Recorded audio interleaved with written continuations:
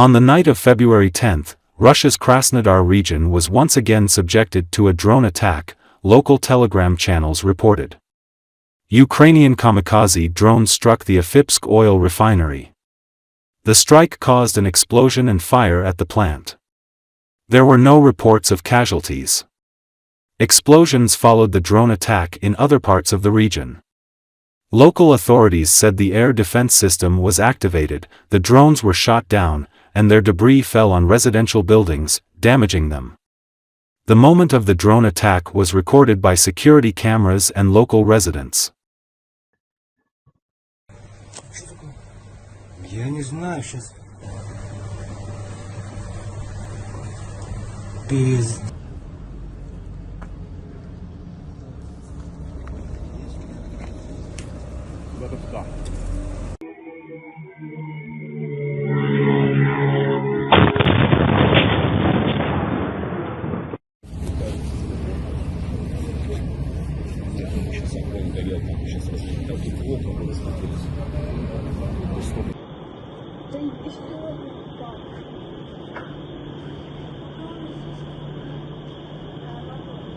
Взорвался беспилотник.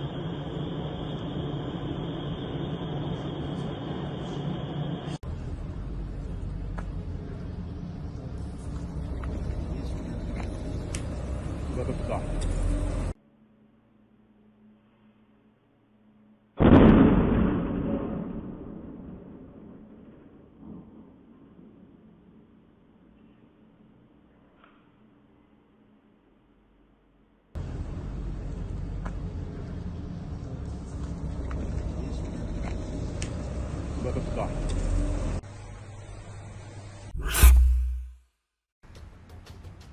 US President Donald Trump has credited the resolution of the war in the Gaza Strip as one of his achievements. This still dubious success could inspire him to take decisive action to support Ukraine and force Russia to peace. This is what retired British Army Colonel and military analyst Hamish de Bretton-Gordon writes in an article for The Telegraph.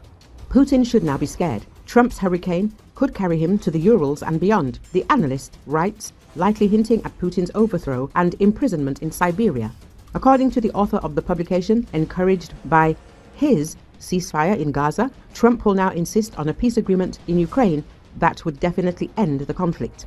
The only way it can be done is if Ukraine gets back some, if not all, of its lost territory.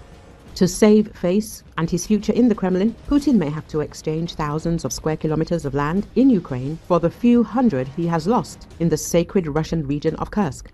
De Bretton-Gordon writes, the analyst suggested that after Trump's loud statements on Gaza, it is probably the US president who is keeping the Russian dictator in a vice, and not the other way around.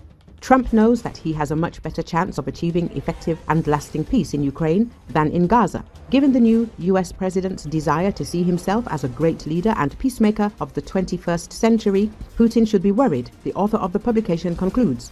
As media reported in mid-January, Israel and Hamas agreed on a ceasefire in the Gaza Strip and an exchange of detainees. A few days later, this process actually began. The agreement between Israel and Hamas was the result of months of diplomatic efforts by many countries, and partly the result of the inability of either side to achieve the results they wanted militarily. Despite this, new US President Donald Trump probably takes personal credit for the agreement. As early as December last year, he publicly threatened to turn the Middle East into hell if Hamas did not release all hostages taken during the October 2023 attack on Israel before his inauguration. A ceasefire was indeed reached before Trump's inauguration, but there is no credible evidence that the then president's public statements had any impact on it. Since his inauguration, Trump has proposed deporting 1.5 million Palestinians from Gaza. He also wants the Gaza Strip to become under direct US control.